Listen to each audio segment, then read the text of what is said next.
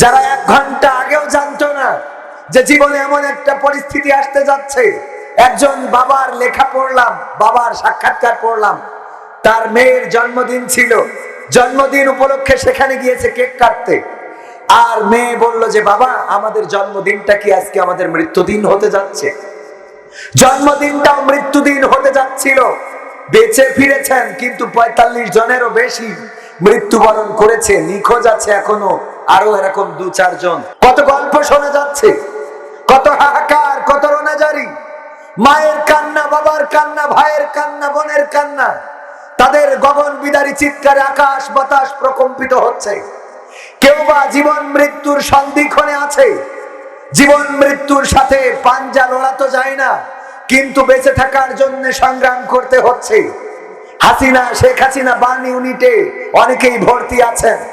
ভাইরা আমার, আল্লাহ চাইলে আমাদেরকে ওরকম কোন পরিস্থিতির মধ্যে রাখতে পারতেন না। যারা এই পরিস্থিতির মধ্যে পড়েছে তারা তো আমাদের মতোই মানুষ, ঠিক না ঠিক? ইন্নাল হামদালিল্লাহি নাহমাদুহু ওয়া নাস্তাঈনুহু ওয়া নাস্তাগফিরুহু ওয়া নু'মিনু বিহি ওয়া নাতাওয়াক্কালু আলাইহি ওয়া নাউযু বিল্লাহি মিন শুরুরি আনফুসিনা ওয়া মিন সাইয়্যাতি আমালিনা মান ইয়াহদিহিল্লাহু ফালা মুদিল্লা লাহু ওয়া মান ইউদ্লিলহু ফালা হাদিয়া লাহু ونشهد أن لا إله إلا الله ونشهد أن سيدنا محمدا عبده ورسوله الذي أرسله بالحق بشيرا ونذيرا وداعيا إلى الله بإذنه وسراجا منيرا فقد قال الله تعالى في كلامه المجيد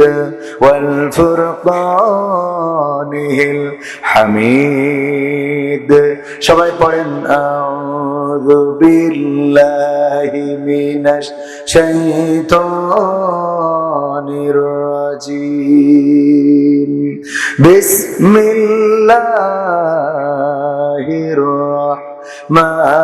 الرحمن الرحيم كيف تكفرون بالله وكنتم أمواتا فأحياكم ثم يميتكم ثم يحييكم ثم إليه ترجعون وقال الله تعالى في شأن حبيبي إن الله وملائكته يصلون على النبي يا أيها الذين آمنوا صلوا عليه وسلموا تسليما اللهم صل على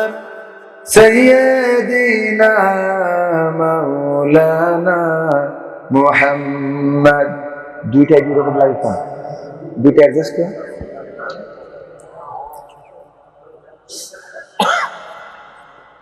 এসো হে রাসূল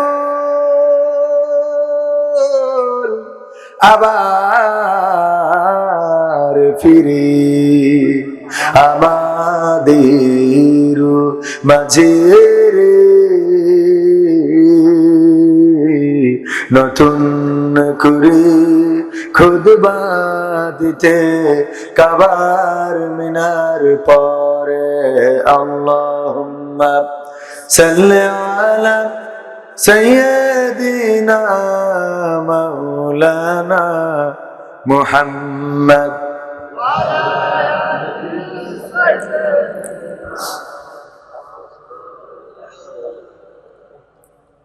নবীর নামে দুরূদ শরীফ পড়িবে যে তার জন্য যে হারাম হবে জাহান্নামের আগুন। আল্লাহুম্মা সাল্লি আলা সাইয়্যিদিনা মাওলানা মুহাম্মদ ওয়া আলা আলি সাইয়্যিদিনা। দাড়িতে সুন্নাত, টুপিতে সুন্নাত, পোশাকেও সুন্নাত আসি। পাথরের আঘাত খাওয়া সেটা যে সুন্নাত, কেন মনে হয় না তোমার কাছে? কেন মনে হয় না তোমার কাছে? নবীর প্রেমে তুমি দাওয়াতে তাবলীগ ধারণ করেছ বুকে, সেই তুমি আজ কেন জুলুমের প্রতিবাদে আওয়াজ তোলো না মুখে? নবীর প্রেমে তুমি দাওয়াতে তাবলীগ ধারণ করেছ বুকে, সেই তুমি আজ কেন জুলুমের প্রতিবাদে আওয়াজ তোলো না মুখে? মেসওয়াক করো তুমি রোজ প্রতিদিন, মেসওয়াক করো তুমি রোজ প্রতিদিন, সেখানেও সুন্নাত আছে। পাথরের আঘাত খাওয়া, মাঝে মাঝে জেলে যাওয়া, সেটা যে সুন্নাত, কেন মনে হয় না তোমার কাছে? কেন মনে হয় না তোমার কাছে? মিলাদুন নবীতে বড় সোচ্চার তুমি, নাকি দেখানো লোক? সেই তুমি জানলে না আমার রাসূল ছিলেন সফল রাষ্ট্রনায়ক। মিলাদুন নবীতে বড় সোচ্চার তুমি, নাকি দেখানো লোক? সেই তুমি জানলে না আমার রাসূল ছিলেন সফল রাষ্ট্রনায়ক। ওহুদের ময়দানে দাঁত ভাঙা ঘটনা, ওহুদের ময়দানে দাঁত ভাঙা ঘটনা, তোমার কিতাবে কি আছে? পাথরের আঘাত খাওয়া, মাঝে মাঝে রিমান্ডে যাওয়া, সেটা যে সুন্নাত, কেন মনে হয় না তোমার কাছে? কেন মনে হয় না তোমার কাছে? কথা ঠিক না বেঠিক? কালাপাড়িয়া মন্দিরা যুব সমাজের উদ্যোগে আয়োজিত 2 দিন ব্যাপী ঐতিহাসিক তাফসিরুল কোরআন মাহফিলের সমাপনী দিনে প্রধান অতিথি জনাব আজকে সভাপতিত্ব করছেন আপনাদেরই পরিচিত শ্রদ্ধাভাজন ব্যক্তিত্ব জনাব মোহাম্মদ আব্দুর রশিদ মাস্টার সাহেব। এছাড়া প্রধান অতিথি হিসেবে উপস্থিত থাকার কথা ছিল, হয়তো ব্যস্ততা কমলে আসতেও পারেন, জনাব মোহাম্মদ কাইয়ুম শাহরিয়ার জাহেদি হিজল সাহেব, মেয়র ঝিনাইদহ পৌরসভা। তাছাড়া অতিথি হিসাবে আরো উপস্থিত থাকার কথা জনাব মোহাম্মদ রফজেল হোসেন আছেন, উনি উপস্থিত আছেন আলহামদুলিল্লাহ। আজকে উদ্বোধন করেছেন জনাব মোহাম্মদ মাসুদুর রহমান, ইউপি সদস্য, 3 নম্বর ওয়ার্ড, 7 নম্বর রঘুনাথপুর ইউনিয়ন পরিষদের প্যানেল চেয়ারম্যান হিসাবেও দায়িত্ব পালন করছেন। আরো উপস্থিত আছেন অন্যান্য গণ্যমান্য ব্যক্তিবর্গ। আমার চেয়ারম্যান সাহেব আছেন, যিনি গতকালকের প্রধান অতিথি ছিলেন। আজকে উনি ওনার দায়িত্ব পালনে ছুটে এসেছেন। 7 নম্বর রঘুনাথপুর ইউনিয়ন পরিষদের সুযোগ্য চেয়ারম্যান, যাকে আপনারা নির্বাচিত করেছেন, জনাব মোহাম্মদ বশির উদ্দিন সাহেব। আমার আগে অত্যন্ত গুরুত্বপূর্ণ কথা উনি বলেছেন। মঞ্চে আরো গণ্যমান্য ব্যক্তিবর্গ যারা আছেন, যাদের পায়ের জুতা বহন করার যোগ্যতা আমি রাখি না, অনেকেই আছেন সামনে উপবিষ্ট। দিনদার ইমানদার মুসলমান ভাই বাবাজিরা, আমার থেকে অনেকেই ইলমে আমলে অনেক উপরে, আল্লাহর কাছে প্রিয় বান্দা অনেকেই আছেন। মাওলানা মুফতি মুহাদ্দিস কারি, যাদের জুতা জোড়াটা সোজা করে দিতে পারলে নিজেকে ধন্য মনে করতাম। পর্দার অন্তরালে আছেন মা এবং বোনেরা, আমার দাঁড়ানো যুবক ভাইয়েরা, সবাইকে অন্তরান্তস্থল থেকে আনুষ্ঠানিকভাবে সালাম জানাচ্ছি। আসসালামু আলাইকুম ওয়া রাহমাতুল্লাহ।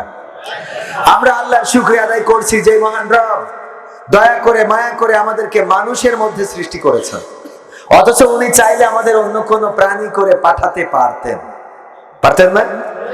আল্লাহর কোনো ঠেকা পড়ে নাই যে আমাদের মানুষ বানাইতেই হবে। আমাদের এই রূহটাকে একটা শিয়ালের রূহ হিসেবে আল্লাহ পাঠাইতে পারতেন, আমাদের রূহটাকে কুত্তার রূহ বানায় পাঠাইতে পারতেন, বাঘ সিংহ সাপ বেজি এগুলো বানায় পাঠাইতে পারতেন, কিন্তু আল্লাহ সেটা চান নাই। আল্লাহ রাব্বুল আলামিন আমাদের রূহটাকে আশরাফুল মাখলুকাত, সৃষ্টির শ্রেষ্ঠ জীব মানুষ হিসাবে এই রূহটাকে সিলেক্ট করেছেন, বাছাই করেছেন এবং পাঠিয়েছেন। এজন্য আল্লাহর শুকরিয়া আদায় করে বলছি আলহামদুলিল্লাহ। আমি উদাহরণ দিতে যে মাঝে মাঝে বলি যে, মনে করেন আমাদের ডানে বামে বাগানে বনে জঙ্গলে শিয়াল আছে না নাই?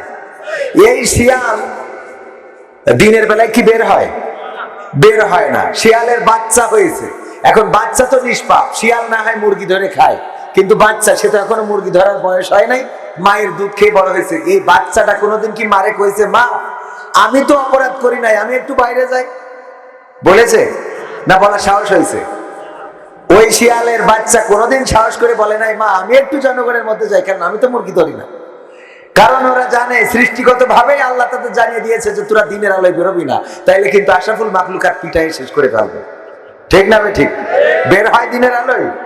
যেই শিয়ালটা সবচেয়ে ভালো, মনে করেন কোনোদিন কারো মুরগি ধরে নাই, কোনোদিন কারো মুরগি ধরা তো দূরের কথা, বরং অন্য যারা মুরগি ধরে তাদেরকে ওয়াজ করে করে শুনাইছে, দেখো মুরগি ধরো না, মানুষের ক্ষতি করো না, মানুষ এত কষ্ট করে মুরগি পালন করে, খামাখা তোমার খাওয়ার জন্য ব্যাঙ আছে, ইন্দুর আছে, সুসো আছে, আরো অন্যান্য প্রাণী আছে, এগুলো খাইতে পারো, মানুষের মুরগি কেন খাবা?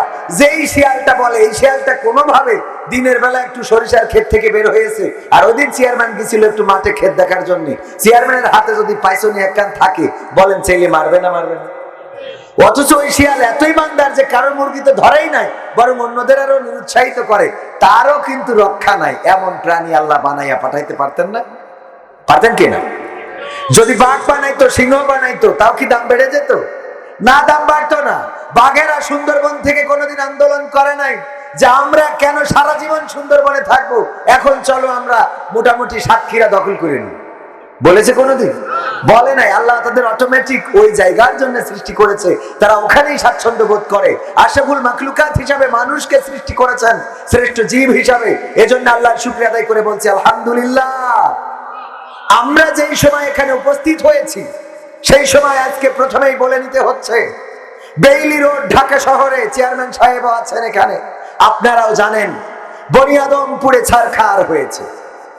কত গল্প শোনা যাচ্ছে, কত হাহাকার, কত রোনাজারি, মায়ের কান্না, বাবার কান্না, ভাইয়ের কান্না, বোনের কান্না, তাদের গগন বিদারী চিৎকারে আকাশ বাতাস প্রকম্পিত হচ্ছে।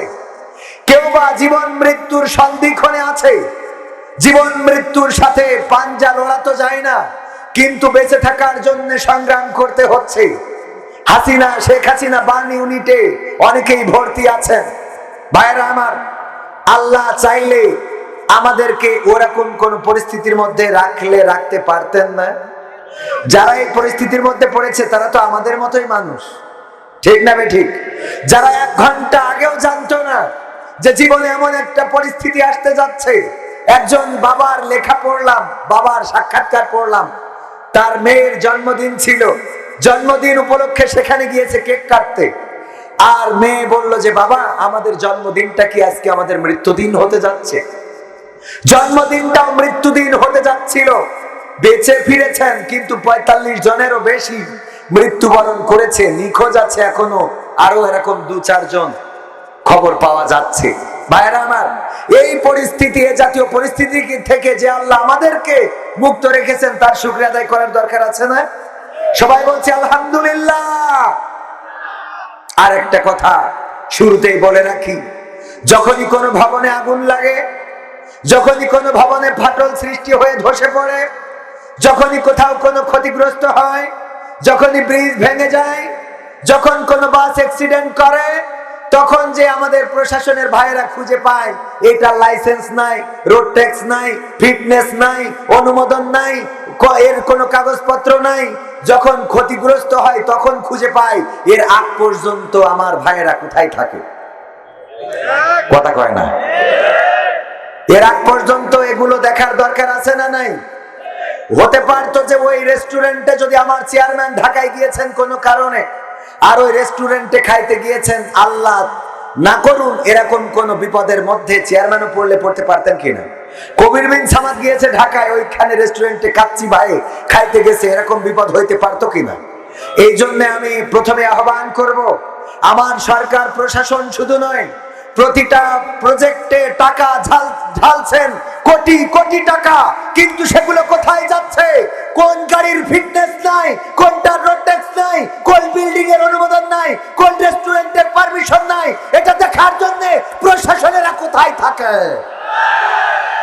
এগুলো দেখার দরকার আছে না নাই?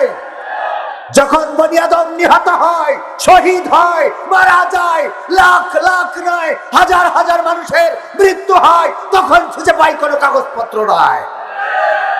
তখন কেন খুঁজবেন? এগুলো আগে থেকে খোঁজার দরকার। যারা মারা গিয়েছে তারা দল মত নির্বিশেষে তারা বনি আদম, তারাই বাংলাদেশের নাগরিক, এই বাংলাদেশের সন্তান। সুতরাং প্রতিটা মৃত্যুর জীবনের দাম আছে না নাই? প্রতিটা জীবনের দাম আছে। ওই মারা যাওয়ার পরে সান্ত্বনা স্বরূপ বক্তব্য আর 20,000 করে টাকার চেক ধরিয়ে দেয়া একটা পরিবারের মৃত্যুর ক্ষতিপূরণ হতে পারে? সুতরাং এই জাতীয় বিল্ডিং, এই জাতীয় অনুমোদনহীন রেস্টুরেন্ট, এই জাতীয় রোড ট্যাক্স বিহীন গাড়ি যদি থেকে থাকে, বলবো অচিরেই পদক্ষেপ নিয়ে সেগুলো মুক্ত করে বাংলাদেশ যেভাবে এগিয়ে চলছে, বিশ্বের বুকে মাথা উঁচু করে দাঁড়াতে চায়, একই ভাবে যেন প্রতিটা সেক্টরে সেক্টরে দুর্নীতি মুক্ত করে প্রমাণ করে দেওয়া হয় এই সরকার দুর্নীতিকে প্রশ্রয় দেয় না। ভাইরা আমার,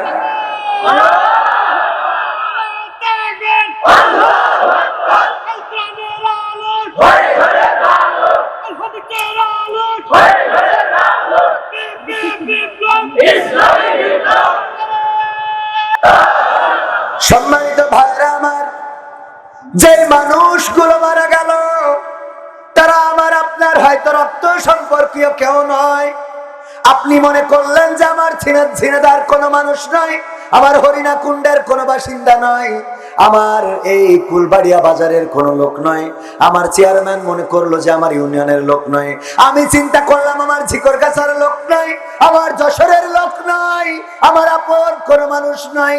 কিন্তু এই জাতীয় ঘটনাগুলো যখন ঘটে, দুর্ঘটনাগুলো যখন ঘটে, তখন আমি আপনি নিজেরাই যে আক্রান্ত হব না তার কোনো গ্যারান্টি আছে নাকি? তার কোনো নিশ্চয়তা নাই। সুতরাং যারা বিপদে পড়েছে, আজকের মুসিবতে যারা পড়েছে, যেই সকল প্রাণগুলো চিরতরে পৃথিবী থেকে পুড়ে আঙ্গার হয়ে বিদায় নিল, আমরা দোয়া করি আল্লাহ রাব্বুল আলামিন যেন তাদেরকে ক্ষমা করে দেন, আল্লাহ যেন তাদের জান্নাত নসিব করে দেন।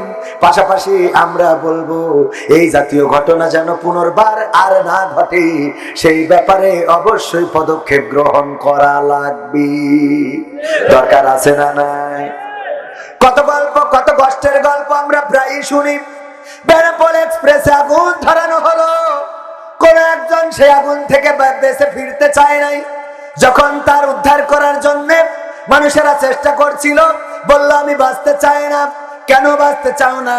কারণ এই ট্রেনে আমার সন্তান আছে, আমার স্ত্রী আছে, তারা পুড়ে ছারখার হয়ে গেছে, আমি কাদেরকে নিয়ে বাঁচবো? সুতরাং বাঁচতে চাই না।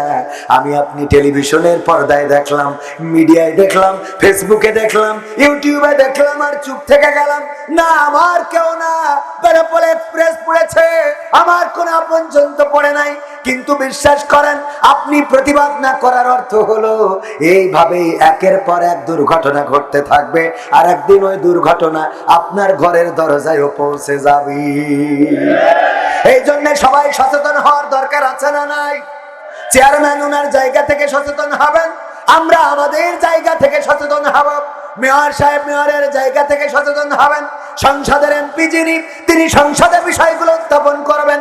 যে আমার ঢাকা শহরে যেইগুলো বিল্ডিং এর যে মেয়াদ শেষ হয়েছে সেগুলো আচিরেই ভেঙে বিধ্বস্ত করে গুড়িয়ে দিতে হবে, নতুন বিল্ডিং তৈরি করতে হবে।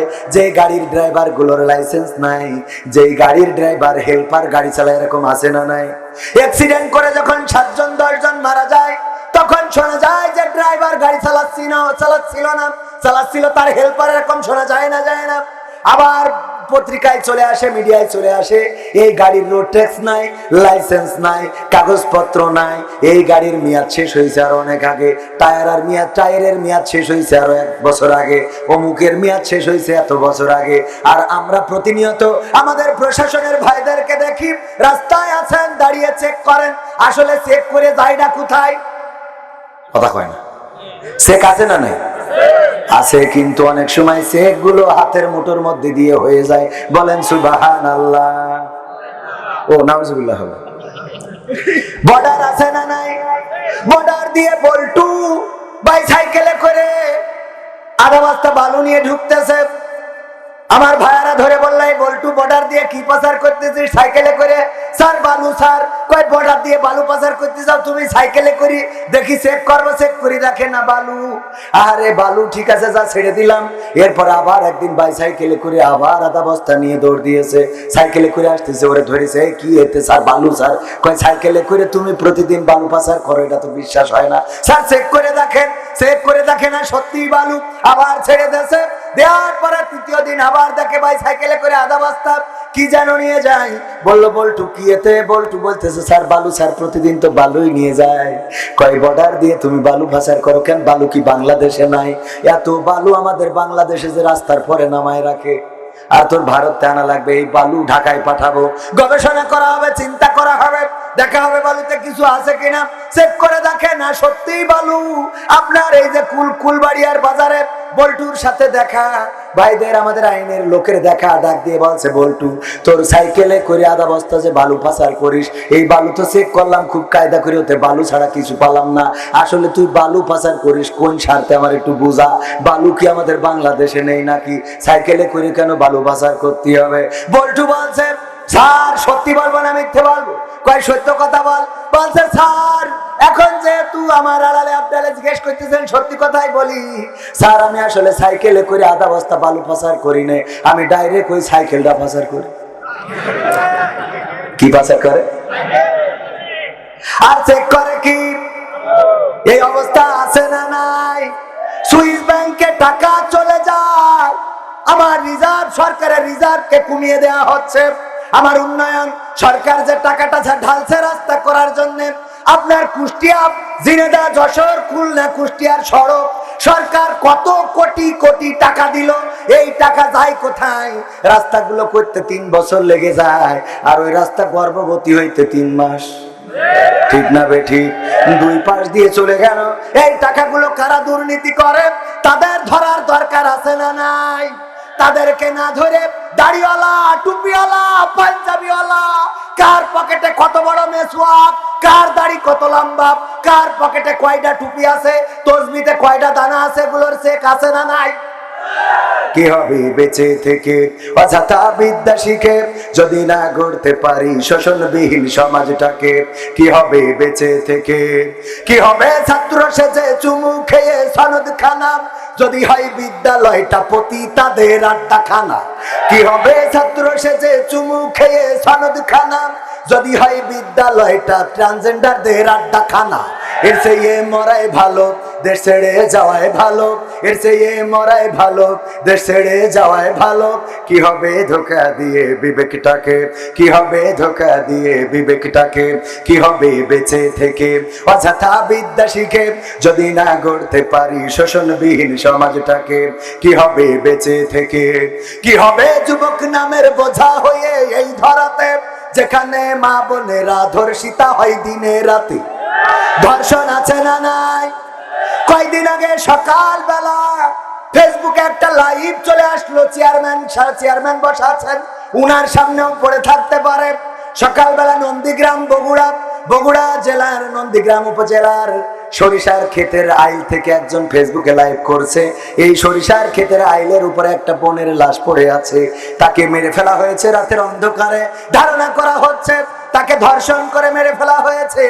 আমরা ফেসবুকে দেখলাম, ইউটিউবে দেখলাম, চ্যানেলে দেখলাম, টেলিভিশনে দেখলাম, আর আমরা চিন্তা করলাম উনি আমার বোন নন, উনি আমার স্ত্রী নন, উনি আমার মা নন, উনি আমার খালা নন, ফুপু নন, আমার গ্রামের কেউ নন। এই চিন্তা করে আরামসে ঘুমিয়ে গেলাম।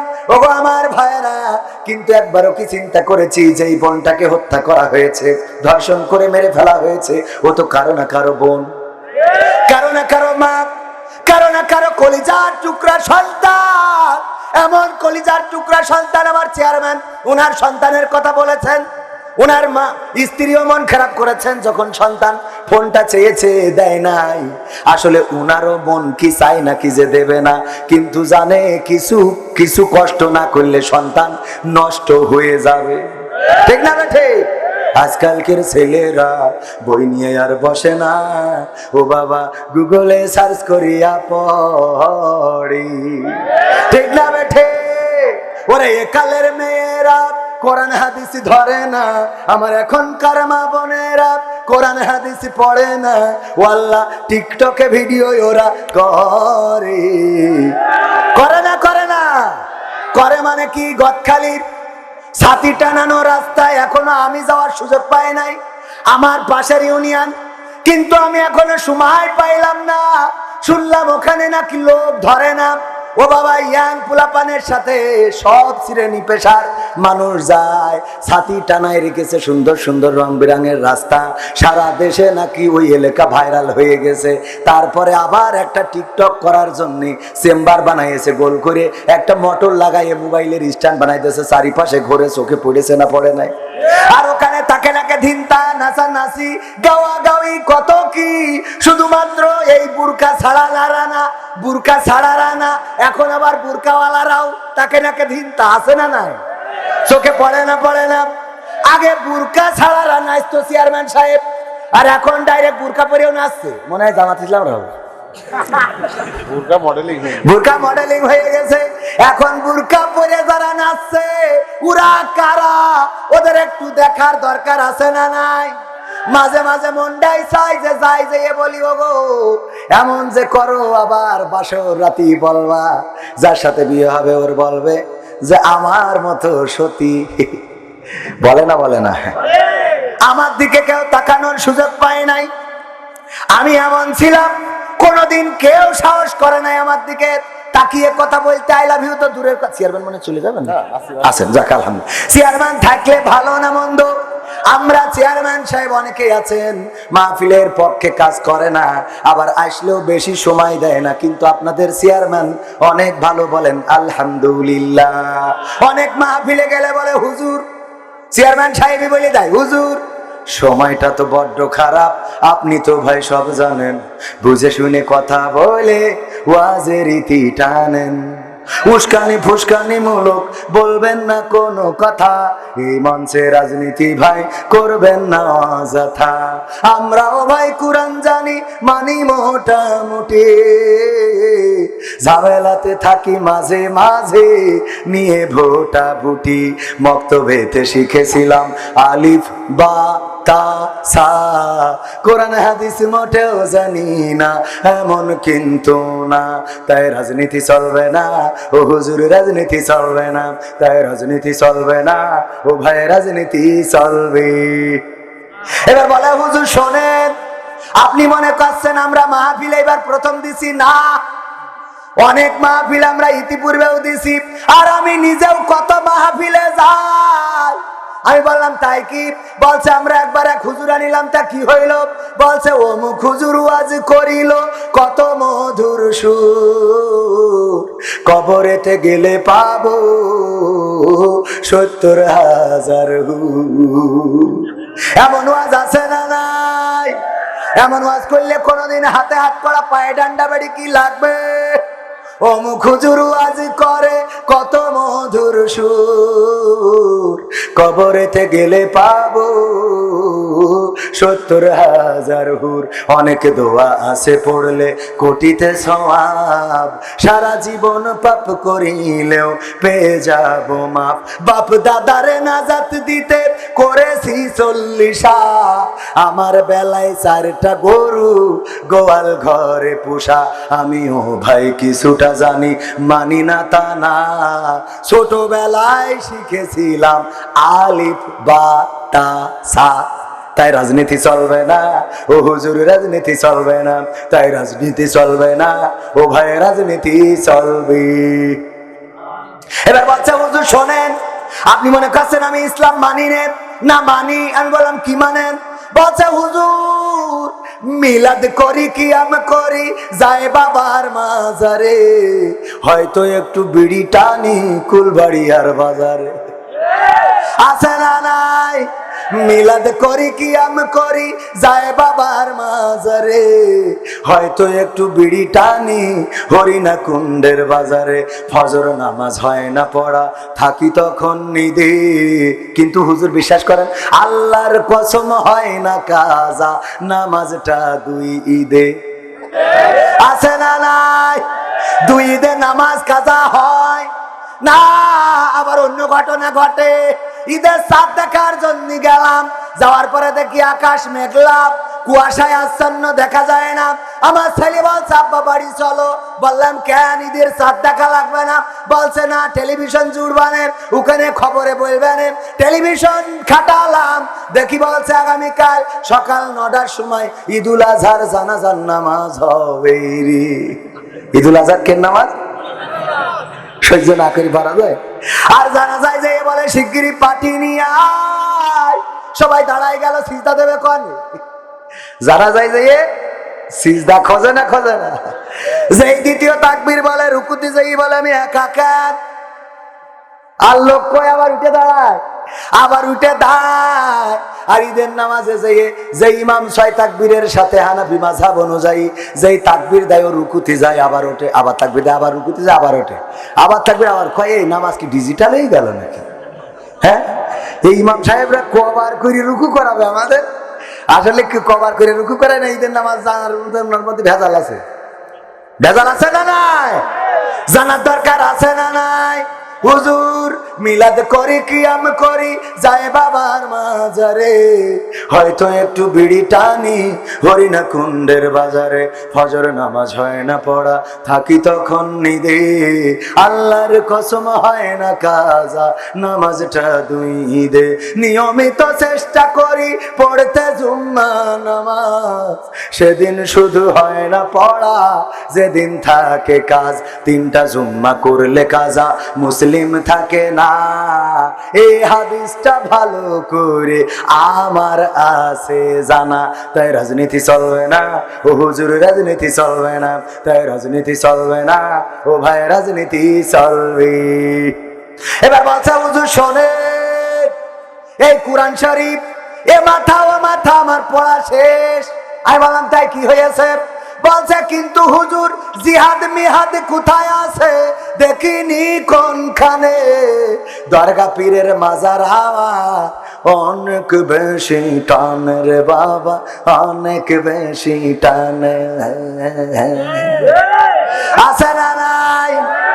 পবিত্র কোরআনে জিহাদের কথা আছে না নাই? উনি পায় নাই, কেন পায় নাই? কথা কয় না, পড়ে পায় নাই। তাহলে কি পড়ে পায় নাই মানে বোঝে নাই? পড়ে পায় নাই মানে কি? হ্যাঁ, এই যে না বোঝার কারণে। আমার চাচার নাম কি জানো? হ্যাঁ, আব্দুর রশিদ মাস্টার। আব্দুর রশিদ মাস্টারের একটা দোকান আছে কুলবাড়িয়ার বাজারে। তো দোকানে অনেক ভিড় হয়। তো ভিড় হওয়ার কারণে উনি চিন্তা করলে একটা লোক না রেখে বুদ্ধি করে একটা ময়না পাখি পুষেছে। ময়না পাখির শিখাইছে যে লাইন দাও, এক এক করে এসো, লাইন দাও, এক এক করে এসো, লাইন দাও, এক এক করে এসো। এই যখন লোকের ভিড় হয়ে যায় তখন ময়না পাখি ডাকে, লাইন দাও, এক এক করে এসো, লাইন দাও, এক এক করে এসো। তো এই বললেই মানুষ লাইন দেয়, এক এক করে আসে। পাখি বলে দিচ্ছে।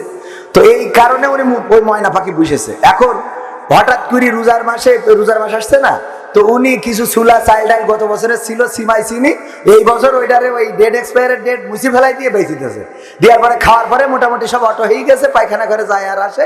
পরের দিন সবাই গেছে কুপান দেওয়ার জন্য, যে রশিদ মাস্টার সাহেব আপনি এই দোকানতে যা বেঁচেছেন এ খেয়ে তো সবার বেকায়দা অবস্থা, আজকে রোজা রাখতে পারিনি, একদম শেষ করি ফেলবো। তো সবাই মোটামুটি জটলা পাকাইয়ে মাছ ধরে শুরু করে দিয়েছে। ময়না দেখছে ভিড় যখন বেঁধে গেছে, ময়না বলতেছে লাইন দাও এক এক করে এইসো, লাইন দাও এক এক করে এইসো, লাইন দাও এক এক করে এইসো। এখন ওই ময়নার কথা মতো যদি বাজারের লোক সব লাইন দিয়ে এক এক করে আসে, তা উনার কি আর হাসপাতাল পর্যন্ত নেওয়ার দরকার হবে? বলেন দরকার হবে?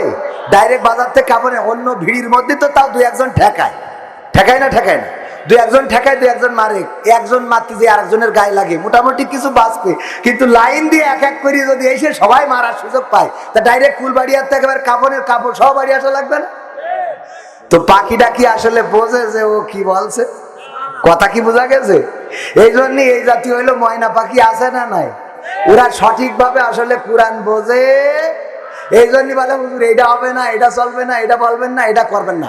যখনই বসবে তখন বলবে যে না হুজুর এইটা বলেন, বলতেই হবে, আপনি না বললে আপনার বাড়ি থাকতে হবে না।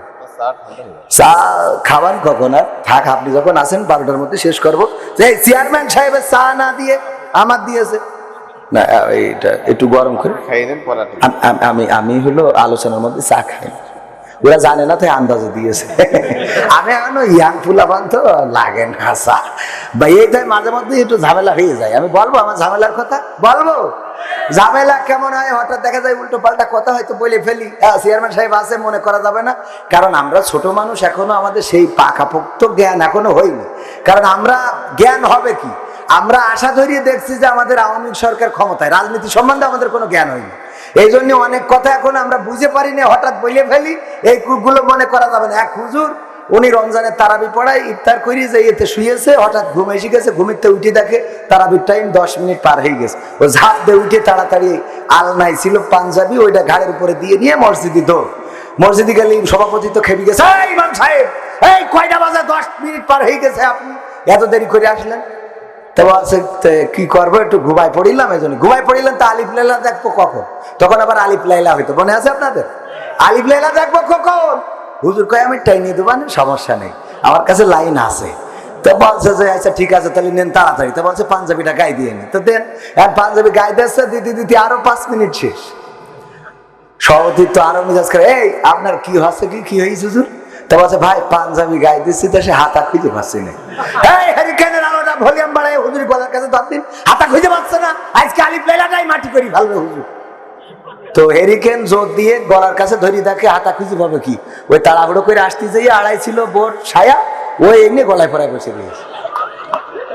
তো ওকে কিয়ামত পর্যন্ত হাতা খুঁজে পাওয়া যাবে? তো এই জন্যই মনে করেন আমরা ওই মাঝে মাঝে কথা বলতে যাই, দুই একটা ওই রকম হয়তো হাতা ছাড়া বলে ফেলতে পারি। তো এটা মনে কিছু করা যাবে? হুজুর ওই যে মানে কোরআনের ওইটা মনে আছে তো, জিহাদ মিহাদ কোথায় আছে পাইনি কেন? আরেকটা বলবো বললে বলতে পারবেন। আব্দুল আলামিন ভাই চেনেন না? উনার এই উদাহরণটা, উনার ক্রেডিটটা উনার, আমার না। উনি বলতেছে এক মসজিদের, আজকে তো বরিশাল আর কাদের খেলা হচ্ছে, কুমিল্লা ফাইনাল, হ্যাঁ কুপাকুপি, ওইসব বাদ দিয়ে যে আপনারা এখানে আছেন আলহামদুলিল্লাহ। আমার যুবকেরা ডান পাশে দাঁড়ানো, ওদের অবশ্যই এনার্জি অনেক বেশি, বস্তি বললেই চলে যায় অনেকেই। এই জন্য আমি বস্তি বলি না, যে বস্তি বললেই চলে যায়, তার থেকে দাঁড়ায় থাকবে সেই ভালো। দাঁড়ায় থেকে যদি থাকে তা সেটা ভালো, কিন্তু চলে গেলে খারাপ লাগবে। আপনারা কি চলে যাবেন?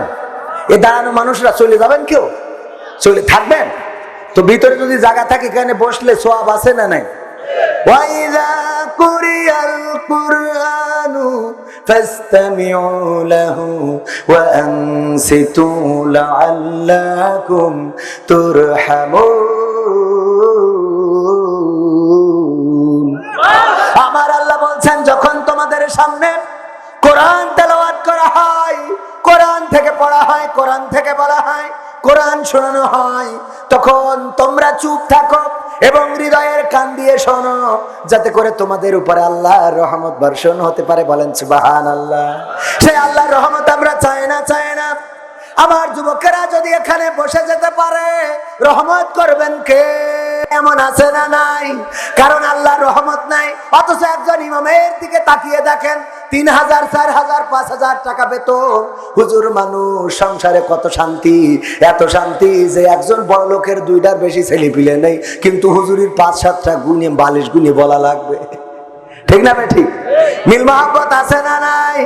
মিল মহব্বত না থাকলে কি ছেলে পিলে হয়?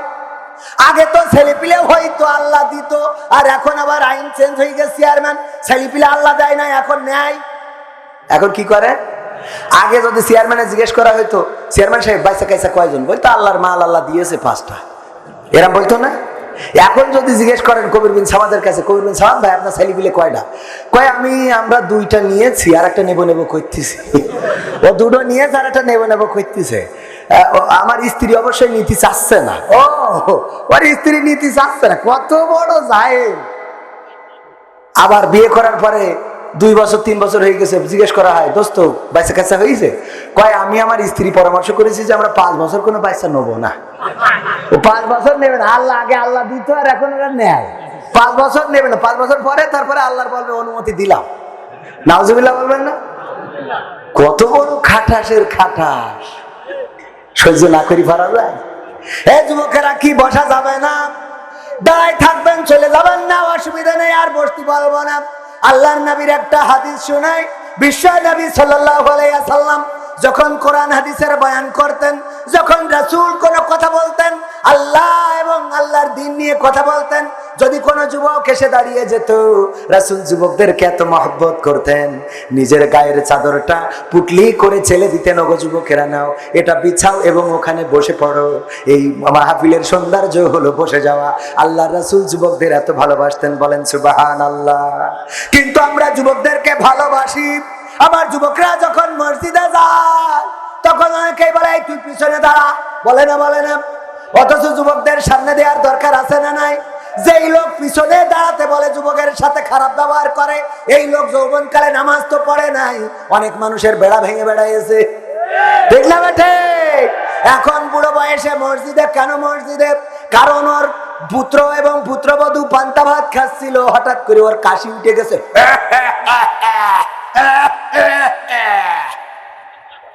বৌমা বলছে, তোমার আব্বার কি আমি যেই পান্তা ভাত খাতি বসি সেই কাশি লাগে নাকি? ও কি কাশি লাগে না ইচ্ছা করে কাশি? মানে বলতেছে বৌমা, বলতেছে ছেলে। এবার ছেলে যেই বলছে, আব্বা এই তুমি খাওয়ার সময় খবরদার জন্য বাড়ি থাকবা না, খাওয়ার প্রতিটা অর্থে তুমি বাড়ি থাকবা, তোমার যদি পান্তা ভাত খাওয়ার কোনো কায়দা থাকে না। কি শুরু করেছ তুমি?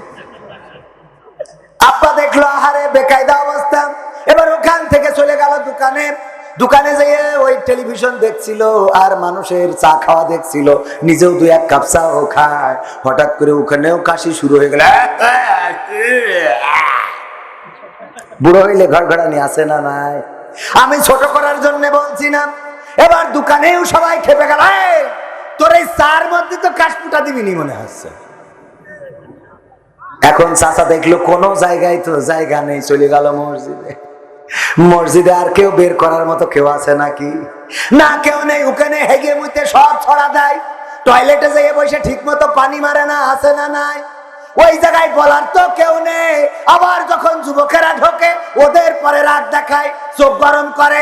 ছোট ছোট বাচ্চারা যদি নামাজের মধ্যে দুষ্টামি করে, খেলা করে, দৌড়াদৌড়ি করে, অমনি খেপে যায়, তোর আব্বার নাম কি? আছে না নাই? কারণ এই বয়সে তো মসজিদে আসেনি, ওর এই বয়সে মসজিদে আসলে ওর মেজাজ খারাপ হয়ে যায়। এই ছোট মানুষগুলোর সাথে এমন আচরণ করে যে ভয়তে পরে সপ্তাহে আর যাইতে চায় না। ঠিক না বেঠে? অথচ ছোট ছোট বাচ্চা শিশুদের তুরস্কের মসজিদ গুলোতে লেখা আছে, তুরস্কের রাস্তায় বিভিন্ন জায়গায় লেখা আছে, ছোট ছোট বাচ্চাদের কিচির মিচির আওয়াজ যদি মসজিদে না পাওয়া যায়, তাইলে আপনি আগামী জেনারেশন নিয়ে টেনশন শুরু করে দেন, কারণ আগামী জেনারেশন হচ্ছে একটি খারাপ জেনারেশন। এই জন্য মসজিদে যাওয়ার দরকার আছে না নাই? যারা মসজিদে যায় তারা খারাপ হইতে পারে, যারা নামাজ পড়ে তারা চোর হইতে পারে, যে জুতো চুরি করে সে আসলে নামাজি না, বরং জুতা চোর। কি জুতা চোর মসজিদে যায়, আসলে নামাজি জুতা চুরি করতে যায় না। অনেকেই মনে করে নামাজিরা জুতা চুরি করে, নামাজিরা জুতা চুরি করে না, জুতা চোরেরা নামাজি সাজে। কথা কি বোঝা গেছে? কথা কি বোঝা গেল কিনা ও আমার ভাইরা? তারপরে আব্দুল্লাহ আল আমিন ভাইয়ের সেই উদাহরণটা একটু বলি বোঝার জন্য। আল্লাহ আলামিন ভাই বলতেছে বিপিএল এর যে ফাইনাল খেলা বরিশাল টু কুমিল্লা, এক মসজিদের মুসাল্লি ছিল একটু কানা, চোখে কম দেখে, আরেকজন মুসাল্লি আরেকজন যিনি ইমাম ছিলেন উনি একটু খুড়া ন্যাংরা, পায়ে খাটো, একটু খুড়ায়ে খুড়ায়ে হাঁটে, এই জন্য মানুষ বলে খুড়া হুজুর। আর যিনি মুসাল্লি উনারে বলে কানা, কানা মুসাল্লি। এরকম আছে না নাই? চোখে একটু কম দেখার কারণে কানা বলে। দুইজনে তর্ক করতেছে, এবার কুমিল্লা ভালো খেলছে আর হুজুর বলে না বরিশাল ভালো খেলছে। ইয়া তুমি আমার বোঝো আন্ডা, এইবার দেখবা বরিশাল তোমার বিশ্বকাপ লইয়ে যাইবে। বরিশাল ভালো খেলতে আছে, সমস্যা নাই, হারবে আনে না, এই কথা বলতেছে হুজুর। আর কুমিল্লার পক্ষে মুসাল্লি সে বলতেছে না কুমিল্লা জিতবে। দুইজনে তর্ক বিতর্ক, হঠাৎ মাগরিবের আজান, বলছে চলো মসজিদে যাই নামাজ আদায় করি।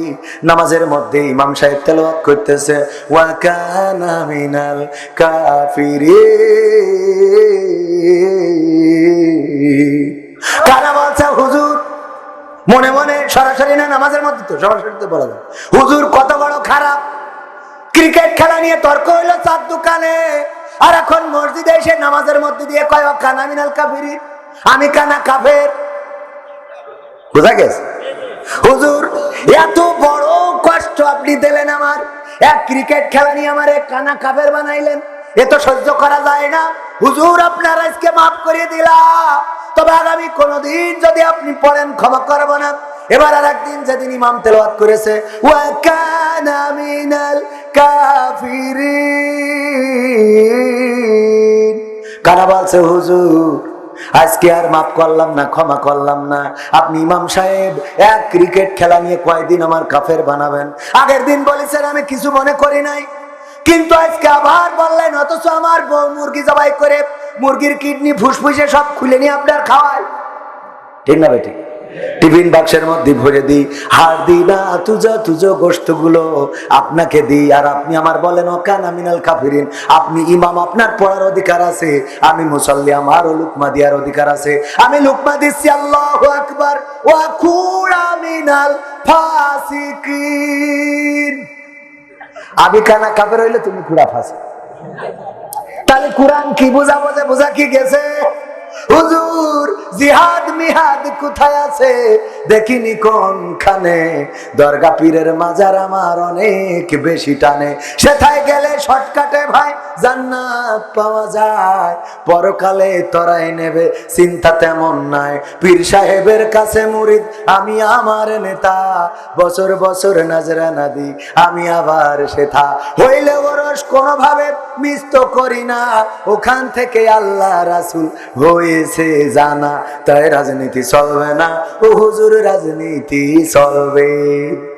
আমরা বলি চলবে না, কোরআনের স্টেজে কোন রাজনীতির কথা বলা যাবে না, এটা রাজনীতির কথা বলার জন্য এই আয়োজন করা হয় নাই, কিন্তু কোরআনের নীতির কথা বলার দরকার আছে না নাই? কোরআনের নীতি, কোরআনের আইন যদি বাংলার জমিনে কায়েম থাকতো, তাইলে চোর থাকতো না, জেনাকার থাকতো না, বদকার থাকতো না, পাপ করার মতো মানুষ পাওয়া যেত। ওই গদখালিতে যে ঘুরে ঘুরে টিকটক করে আমার সোনামণিরা, আমার যুবকেরা, যুবতীরা, আমার দেশের সম্পদ যারা, তারা এখন ওইগুলো না করে অন্যান্য দেশগুলো যখন আবিষ্কার করছে ড্রোন, আবিষ্কার করছে স্যাটেলাইট, আবিষ্কার করছে বিমান, আবিষ্কার করছে কামান, আবিষ্কার করছে বিভিন্ন জিনিস, যেই জিনিসগুলো আমার দেশে আবিষ্কার করা তো দূরের কথা, আমার দেশের ব্রিলিয়ান্টরা ওইগুলো পড়ে, যে লাইট আবিষ্কার করেছে কে, এইটা পড়ে পরীক্ষা দেয়, বিদ্যুৎ আবিষ্কার করেছে কে, এইটা পড়ে পরীক্ষা দেয়, সবচেয়ে বড় দীর্ঘ সেতু আবিষ্কার করেছে কারা, রূপপুর পারমাণবিক বিদ্যুৎ কেন্দ্র বানাচ্ছে কারা, রাশিয়া থেকে এসে বানাচ্ছে, পদ্মা সেতু নির্মাণ করলো কারা, চীনের এক গ্রুপ, তারা এসে পদ্মা সেতু বানাইলো। এইগুলো পড়ে পড়ে আমাদের দেশের ইঞ্জিনিয়ার হয়, বলেন ঠিক না ঠিক? আর অন্য দেশেররা ডাইরেক্ট বানায়, ডাইরেক্ট কি আমাদের দেশে বানায় না, আমাদের দেশে পড়ে, ওই পড়ে পড়ে উনি পাস করে তারপরে ওখান থেকে কমিশন খায়, কি খায়? কমিশন খায়। এই হলো আমাদের দেশের বিজ্ঞানী। আর বিজ্ঞানীরা খুঁজে পায় যে কি ট্রান্সজেন্ডার, কি খুঁজে পায়? ট্রান্সজেন্ডার। তারপরে নারীদের অধিকার, নারীদের অধিকার ইসলামের বাইরে কেউ দেয় নাই, কথা কয় না, ইসলামের বাইরে নারীদের অধিকার দিয়েছে। আল্লাহ রাসূল এমন একটা জামানায় এসেছিলেন যেই জামানায় কন্যা সন্তান জন্মগ্রহণ করলে তাকে পা ধরে আছাড় মেরে মেরে ফেলা হতো, অথবা জীবন্ত কবর দেওয়া হতো, অথবা তাকে কোনো কূপে কোনো জায়গায় ফেলে দেওয়া হতো। আর কান্নাকাটি করতে করতে এক সময় স্তব্ধ হয়ে যেত। এমন একটা সময় আল্লাহর রাসূল এসে কন্যা সন্তানদেরকে এতটাই মর্যাদা দিলেন, নারীদের এতটাই মর্যাদা দিলেন। আল্লাহর রাসূলের কাছে একজন সাহাবী এসে জিজ্ঞাসা করলো, ওগো রাসূল, আমরা সেবা করব, কাকে বেশি সেবা করব? আল্লাহর রাসূল বললেন, তোমার মাকে, তারপরে কাকে? তোমার মাকে, তারপরে কাকে? তোমার মাকে, তারপরে কাকে? তোমার বাবাকে কয় গুণ দিয়েছে? 3 গুণ শুধু দেন নাই, আল্লাহ রাসূল স্ত্রীদেরও মর্যাদা দিয়েছেন। কেমন মর্যাদা দিয়েছেন? আল্লাহ রাসূল নিজেদের স্ত্রীদের সাথে আল্লাহ আম্মা আয়েশা রাদিয়াল্লাহু তাআলা আনহাকে ডাক দিলেন, বললেন, আজকে তো চাঁদনি রাত, চলো একটু এই চাঁদনি রাতে চলে যাই। এই চাঁদনি রাতে যে আমরা ওই যে দূরে টিলাটা দেখা যায়, দুইজনে দৌড়াবো, দেখি কিডা ফার্স্ট হয়। এই কাজ করেছেন কে? যারা মনে করে ইসলামে কোনো রসকস নেই, আনন্দ নেই, আমার বিশ্বাস চেয়ারম্যানও কোনোদিন স্ত্রীর সাথে দৌড় প্রতিযোগিতা করেনি।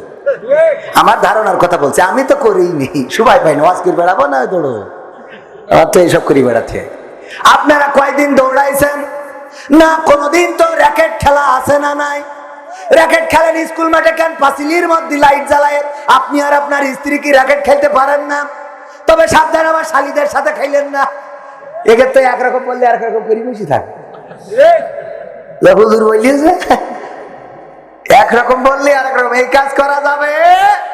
শালীর সাথে না, স্ত্রীর সাথে র্যাকেট খেলবেন, স্ত্রীর সাথে পাঁচিল দিয়া বাড়ি যদি হয়, পর্দার মধ্যে ক্রিকেট খেলবেন, স্ত্রীর বলবেন যে বল করো আর আমি ব্যাট করব। আমার রাসূল এটা শিখিয়েছেন, এটা রাসূলের সুন্নাত। রাসূল বললেন, দৌড় দাও, ওই পাহাড়ের টিলাটায় দেখি কে আগে পৌঁছায়। দৌড়ালেন, আল্লাহর নবীকে রেখে আম্মা আয়েশা রাদিয়াল্লাহু তাআলা আনহা ফার্স্ট হয়ে গেলেন। আনন্দে বললেন, গোল দিয়েছি, গোল দিয়েছি। আনন্দ করে বললেন, আমি জিতে গেলাম। আল্লাহ রাসূল বললেন, অসুবিধা নাই। আবার একদিন চাঁদনি রাতে, পূর্ণিমার রাতে রাসূল ডাকলেন, বললেন, আয়েশা চলো আজকে আবার একটু দৌড়াবো। আম্মা আয়েশা রাদিয়াল্লাহু তাআলা আনহাকে নিয়ে দৌড়ালেন। দৌড়ায় এবার আল্লাহ রাসূল ফার্স্ট হয়ে গেলেন। আম্মা আয়েশা মাথা নিচু করে রাখলো। আল্লাহ রাসূল বলল, ওগো আয়েশা, তুমি কেন খাওয়া খাই কষ্ট নিচ্ছ? কেন মনে ব্যথা নিচ্ছ? তোমার কি মনে নাই তুমি একদিন আমাকে গোল দিয়েছিলে? আজকে সেটা আমি শোধ করে ডুরা ডুরা করে দিলাম। সুবহানাল্লাহ। ইসলামের মধ্যে রসকস আছে না নাই? কিন্তু সেইগুলো না করে আহারে এখনকার পুরুষেরা গান গায়, আমি পারি না আর পারি না, আমার স্ত্রী কেন মরে না, আজরাইল কি চিনে নাই আমার স্ত্রী রে গো, আমি পারি না আর পারি না। গায় না, গায় না? আমার স্ত্রীরাও গান বানাইছে, আমি পারি না আর পারি না, আমার স্বামী কেন মরে না, আজরাইল কি চিনে নাই আমার স্বামী রে গো, আমি পারি না আর পারি না। আছে না নাই? স্ত্রীরাও স্বামীদের, এই যে ভাইজান বললো যে ওর ঘর করবেই না, ওর ঘর করবই না, ওর ভাত খাবই না। অনেক নারী আছে, খাবে কি? উনি তো আবার ইমতে আর একজনের সাথে টাঙ্কি মারে। আছে না নাই? ওরে বাবা, ওর চুলির কাটিং ভালো লাগে, ওর দাঁতে যতই পোকা লাগা হোক, বিরাজ করুক আর না করুক, ভাল লাগে। ফোন দেয়, হ্যাঁ হ্যাঁ বল্টু ভাই, কতদিন হলো আপনি কল করেন না গো? হ্যাঁ, আপনার হাসিটা খুব ভালো লাগে, এই চুলের কুর্তা কাটিং কোথা থেকে দিয়েছে? গুডু গুডু। এবার যে ওর স্বামী ফোন দেয়, ধরি কয়, হ্যালো, হ্যাঁ বলো কি হয়েছে? এই এত ফোন দাও কেন তুমি? বিদেশে আছো, টাকা পাঠাবা, মিটে গেল। হরিণাকুণ্ডতে চলবো, কসমেটিকের দোকানতে ফেয়ার অ্যান্ড লাভলি কিনবো, বাড়ি চলে আসবো। এত ফোন দিবে না কলাম। হ্যাঁ বলতে ভাই, ওই পাগলটা ফোন দিয়েছিল। ও এখন পাগল হয়ে গেল, বিদেশে খাইটি টাকা পাঠায়, ওকে পাগল সহ্য না করি পারা। হ্যাঁ আছে না নাই? চেয়ারম্যানও সাক্ষী দিচ্ছে, এইটাই করে গো।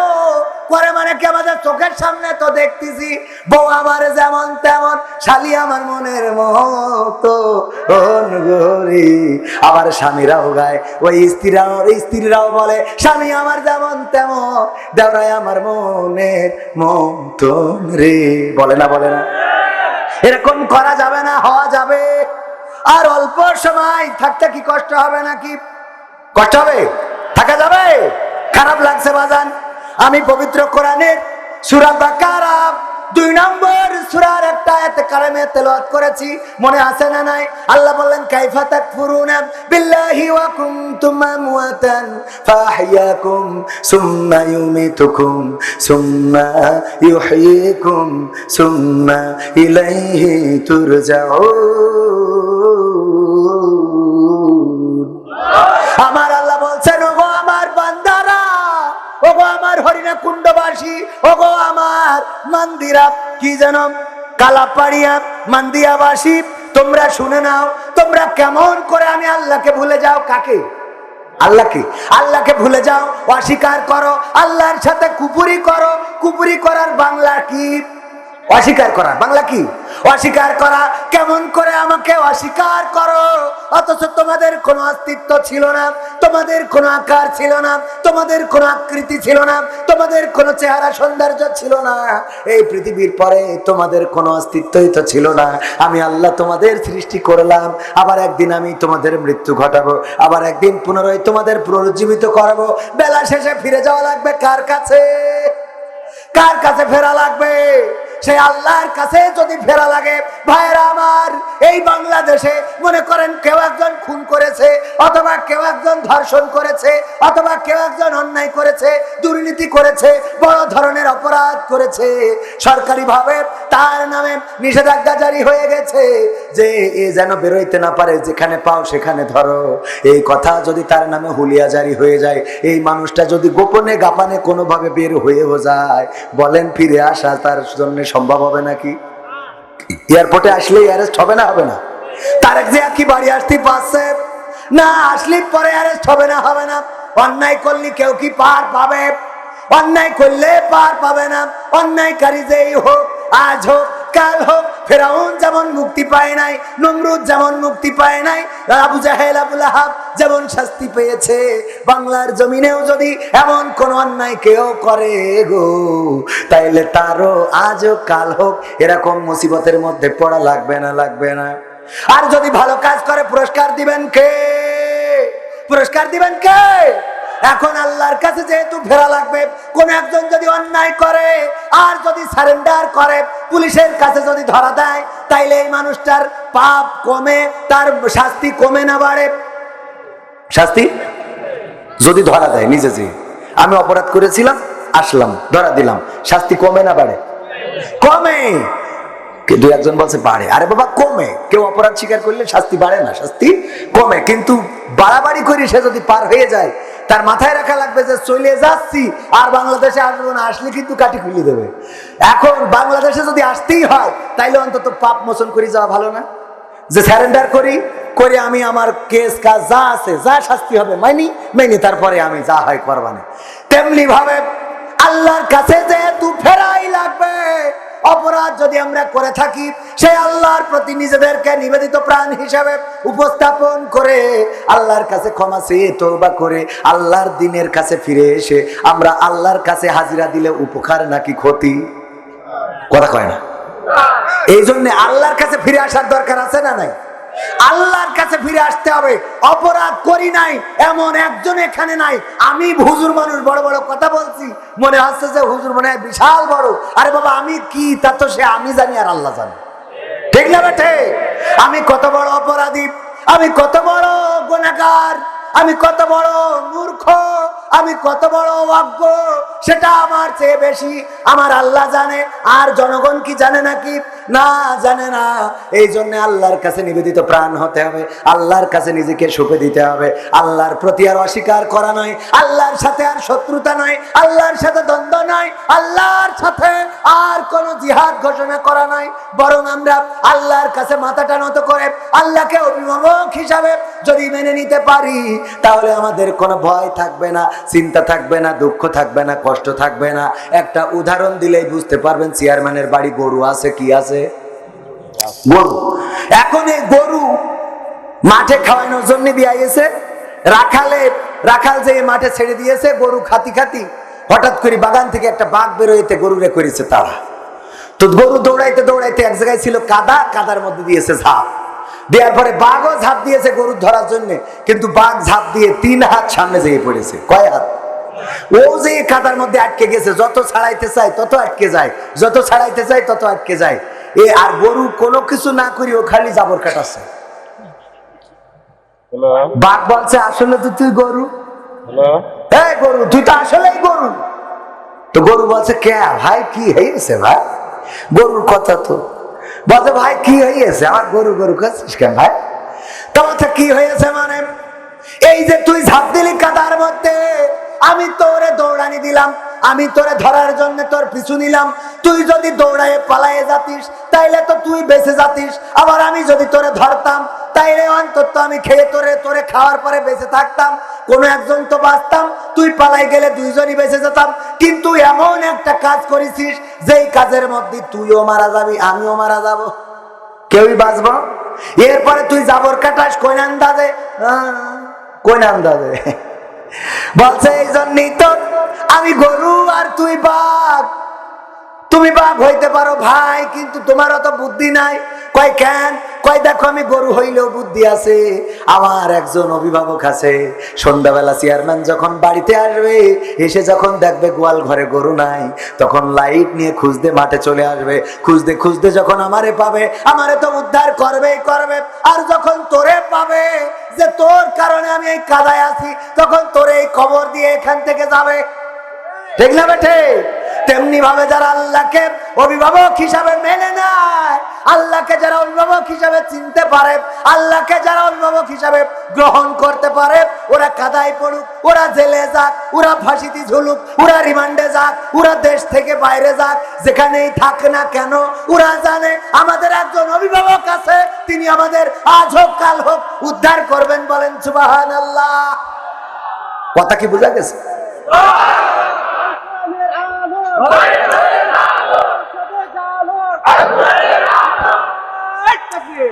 কি হবে বেঁচে থেকে অযথা বিদ্যা শিখে, যদি না গড়তে পারি শোষণবিহীন সমাজটাকে? কি হবে বেঁচে থেকে? কি হবে যুবক নামের বোঝা হয়ে এই ধরাতে, যেখানে মা বোনেরা ধর্ষিতা হয় দিনে রাতে? কি হবে যুবক নামের বোঝা হয়ে এই ধরাতে, যেখানে মা বোনেরা ধর্ষিতা হয় দিনে রাতে?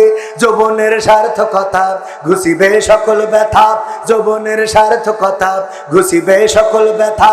পারো যদি বলি দিতে মানুষ রূপী পশুটাকে, পারো যদি বলি দিতে মানুষ রূপী পশুটাকে? কি হবে বেঁচে থেকে অযথা বিদ্যা শিখে, যদি না গড়তে পারি শোষণবিহীন সমাজটাকে? কি হবে বেঁচে থেকে? কি হবে লেখালেখি কলমবাজির ওই মহড়া, সমাজের আসল চিত্র যদি না যাই তুলে ধরা? কি হবে টিভি চ্যানেল সাংবাদিকের এই ক্যামেরা, সমাজের আসল চিত্র যদি না যায় ভিডিও করা? যদি ওই ঘুষের বলে কলমটা উল্টো চলে, যদি ওই হ্যালো কলে ক্যামেরা উল্টো বলে, তবে কি যাবে রোখা দুর্নীতিকে? যাবে? তবে কি যাবে রোখা দুর্নীতিকে? কি হবে বেঁচে থেকে অযথা বিদ্যা শিখে, যদি না গড়তে পারি শোষণবিহীন সমাজটাকে? কি হবে বেঁচে থেকে?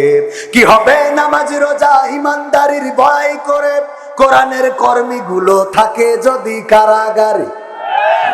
ঠিক না বেটে? কি হবে নামাজ রোজা ইমানদারির বড়াই করে, কোরআনের খাদেম গুলো থাকে যদি কারাগারে? মসজিদের কোণে বসে জিকির যত করো কষে, মসজিদের কোণে বসে তাসবিহ যত টানো ঠেসে, এভাবে যায় না পাওয়া আল্লাহকে? যাবে? এভাবে যায় না পাওয়া আল্লাহকে? কি হবে বেঁচে থেকে অযথা বিদ্যা শিখে, যদি না গড়তে পারি শোষণবিহীন সমাজটাকে? কি হবে বেঁচে থেকে? কি হবে আলেম হয়ে ইমাম সেজে মসজিদেতে, পারো যদি সত্য কথা উচ্চস্বরে না বলিতে? এমন আলেম আছে না নাই? সত্য কথা উচ্চস্বরে বলে না। আবার অনেকেই আছে হক কথা বলতে চায়, কিন্তু সেই মসজিদে হক কথা চলে। না চলে না। ওই মসজিদের সভাপতি, সেক্রেটারি, ক্যাশিয়ার সবাই আল্লাহর ওলি। ওরা ইন্টারভিউ নিল। আমার এখানকার অনেক হুজুর আছে, ধরেন একজন হুজুর গিয়েছে ইন্টারভিউ দেওয়ার জন্য, কোরআন তেলাওয়াত শোনার পরে একজন আর একজনের সাথে বলছে আমরা তো কিছুই বুঝি না, ভুল পড়লো না ভালো পড়লো তো করবো কি? বলছে ভালো হয়েছে, কই নিয়ে না। কি বোঝা গেছে না? ইন্টারভিউ যারা নাই ওরা কি ভালো বোঝে? না, বোঝে না। বললো ঠিক আছে চলবে, হুজুর আগামী সপ্তাহ থেকে আপনি নামাজ পড়াবেন। জুম্মার দিন হুজুর আলোচনা করতেছে, ওগো আমার ভাইরা, দয়া করে কেউ সুদ খাবেন না। সুদ খাওয়া অনেক বড় গুনার কাজ। ছোট গুনাহ হলো মায়ের সাথে জেনা করার শামিল, নাউজুবিল্লাহ। আর বড় গুনাহ হলো আল্লাহর সাথে যুদ্ধ করার শামিল। সুতরাং সুদ খাবেন না, এটাই আমার অনুরোধ ভাইজানেরা আমার, দয়া করে কেউ সুদ খাবেন না। এই কথা বলার পরে নামাজ শেষে সভাপতি ডাকতেছে, দেখি বলছে হুজুর এদিকে আসেন। কি হয়েছে? বলছে আমি যে সুদ খাই আপনার বললো কিনা? আমি যে সুদ খাই আপনার বললো কিনা? বলছে কেউ তো বলে নাই। তাইলে আপনি জানলেন কি করে? আপনার বাড়ি হরিণা কুণ্ড, আইসেন যশোরে ইমামতি করার জন্য। বললো আমি কোরআন হাদিস থেকে পেয়েছি আর সেই অনুযায়ী কথা বলেছি। বলছে কথা বলার সময় দেখলাম আপনি বারবার আমার দিকে তাকাচ্ছিলেন, তার মানে মনে হয় আপনার কেউ বলেছে, এই জন্য আমার আজকে এই ওয়াজ শোনালেন। হুজুর শোনেন, আপনি যদি এমন ওয়াজ করেন আপনার ইমামতি কিন্তু চলবে না। এরপরের সপ্তাহে হুজুর চিন্তা করলো সুদ বাদ, এরপরের সপ্তাহে ওয়াজ করলো ঘুষ নিয়ে। বলতেছে ভাইয়েরা, ঘুষ খাবেন না, ঘুষ নেবেন না, ঘুষ দেবেন না। ঘুষ হাতের মুঠোর মধ্যে করে ওই যে নেন এইভাবে নেবেন না। না, এই ওয়াজ করার পরে সেক্রেটারি বলছে হুজুর এদিকে আসেন, আমি স্কুল কমিটির সভাপতি, মসজিদ ম্যানেজিং কমিটির সেক্রেটারি। হ্যাঁ, স্কুলে শিক্ষক নিয়োগ দেওয়ার সময় কিছু টাকা লেনদেন হয়েছে, আপনার কানে তুলে দেশ কিটা তাই বলেন। বলছে তো বড় জ্বালায় পড়ে গেলাম, যাই বলি খালি আপনাদের গায়ে পড়ে। আমি তো আসলে ওইভাবে বলি না, কোরআন হাদিসে সুদ ঘুষ হারাম করা, তাই আমি ওয়াজ করেছি। বলছে এই ওয়াজ করবেন না। আপনি দেখলাম ওয়াজ করার সময় আমার দিকে তাকাচ্ছিলেন, তার মানে মনে হয় আপনার কেউ কানে কানে বলেছে আমি কিছু লেনদেন করেছি। হুজুর ইমামতি কিন্তু থাকবে না, পাশাপাশি কাটি খুলে ফেলবো, আপনি সাবধানে কথা বলবেন। এরপরে পরের সপ্তাহে চিন্তা করলো যে আর কোনো কথা নয়। এই পরের সপ্তাহে ওয়াজ করলো যে ওই সব বাদ। এইবার ওয়াজ করেছে পরকিয়া নিয়ে, কারণ উনি মনে করেছে পরকিয়া করার মতো কোনো লোক নেই। বলছে দেখেন ভাবিদের সাথে বেশি টালটি বাল্টি করবেন না, ভাবিদের বাজার করে দিতে যাবেন না, ভাবিদের নিয়ে হাসপাতালে যাবেন না, ডাক্তারখানায় যাবেন না, ভাবিদের সাথে সুসম্পর্ক রাখবেন না। ক্যাশিয়ার সিলেব টুইয়াম এখনো বিয়ে করে পারে নাই। ক্যাশিয়ার বলছে যে হুজুর এদিকে আসেন, কি হয়েছে? বলছে আমি যে মকসেদের পর বাজারে নিয়ে গেলাম, ঝিনেদার বাজারে, ডাক্তারের কাছে আপনার সাথে বলিস কিটা? বলছে তো বেকায়দা অবস্থা। বলছে আমার দোস্ত যখন মালয়েশিয়ায় গেল তখন আমার বললো দোস্ত বউডারে দেখে রেখো, আর আমি সেই বউডারে দেখে রাখি। হঠাৎ ডাক্তারখানায় যাওয়ার জন্য আমার ফোন দিল, আমি নিয়ে গেলাম। রাস্তায় বিট বানায় রেখেছে সরকার, আমার কি দোষ? ব্রেক দিছি, ঘাড়ের পর পড়িস, তা আমার কি? ইসলাম এই এই এই এই ওটো কেন? হ্যাঁ,